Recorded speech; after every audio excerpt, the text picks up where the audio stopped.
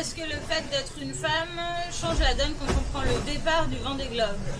Eh bien, sur la ligne de départ, absolument pas. Hommes et femmes, nous sommes tous là pour une seule chose, c'est essayer de passer la ligne de départ, le premier, ou en tout cas de la meilleure manière possible. Sur le départ, avant d'être sur l'eau, évidemment, moi j'avais à cœur d'avoir mes proches auprès de moi jusqu'au départ du bateau sur le ponton. Mais c'est peut-être plus une histoire de caractère, de sensibilité, que dû au genre féminin ou masculin.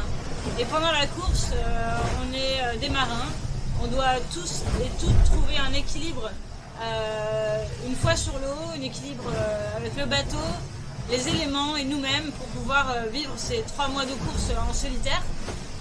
Donc on a peut-être des qualités, nous les femmes, qui nous aident à être plus résilientes par moment. Mais encore une fois, je pense que ça dépend des caractères. En tout cas, hommes et femmes, en voile, en course au large, on est classés sur la même feuille de match. C'est un sport mixte, même si nous ne sommes pas encore très nombreuses, ça évolue. Est-ce que j'ai des exemples où je me suis rappelé malgré moi que je suis une femme? Pas vraiment en fait.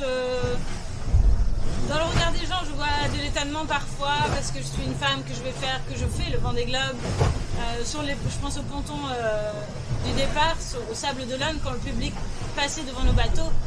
Certains s'arrêtaient soudainement, surpris par le fait que je sois une femme pas très grande et que j'allais mener un tel bateau toute seule autour du monde. Mais si ça peut faire peur aux autres, moi je trouve ça absolument normal.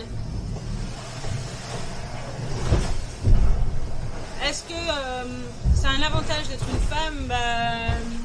Comme je vous le disais tout à l'heure, on a peut-être des qualités de résilience et d'endurance plus importantes que les garçons, je ne sais pas. En tout cas, je ne me considère pas exceptionnelle parce que je suis une femme en mer quand il y a des moments difficiles à vivre. C'est juste, je me considère comme un marin qui me bagarre pour faire avancer mon bateau. Et parfois c'est pas facile, mais c'est pareil pour les garçons. L'endurance psychologique d'une femme, oui, on a peut-être comme je vous l'ai dit, des facilités de ce côté-là. Il y a des hommes qui sont très forts aussi dans leur tête. Je ne vais pas genreiser les qualités de chacun. C'est vraiment propre à chaque personnalité. Moi, je suis d'un caractère optimiste. Et voilà, j'essaie de trouver toujours une petite chose dans la journée, même si c'est difficile, qui me donne le sourire sans raison. C'est ce que m'a appris ma prof de yoga Yuko.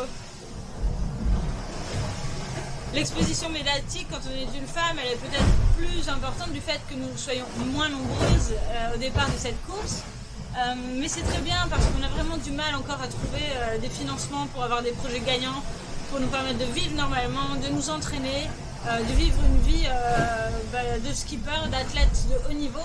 Donc la médiatisation, c'est quelque chose de positif pour nous les filles de la course au large, comme dans plein d'autres sports et plein d'autres secteurs de la société civile. C'est la même chose, c'est la visibilité dans les médias qui nous aidera à trouver plus de financement. En quoi consiste mon projet? For My Planet, c'est un projet que j'ai créé il y a 10 ans pour la préservation de mon terrain de jeu, l'océan.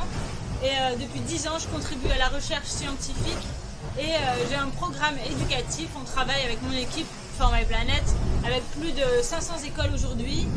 Et je ramène des données à chacune de mes courses quand c'est possible pour l'observation de l'océan, des données de température et salinité qui entrent dans une banque mondiale de données gratuite et accessible à tous les chercheurs et les étudiants et les scientifiques qui travaillent sur l'observation de l'océan. Et c'est très important, nous avons besoin de l'océan, c'est la source de vie sur cette belle planète bleue. C'est l'océan qui nous apporte 50% de l'oxygène que nous respirons. Plus de 50% de la planète se nourrit des ressources de l'océan et on a vraiment besoin de protéger l'océan et de préserver l'océan. C'est pour ça que je me suis engagée avec For My Planet. D'ailleurs, je vais vous montrer les bouées que j'ai embarquées. Alors suivez-moi, je vais faire un petit switch. Hop, c'est parti. On est... Alors attendez, j'essaie de caler la caméra.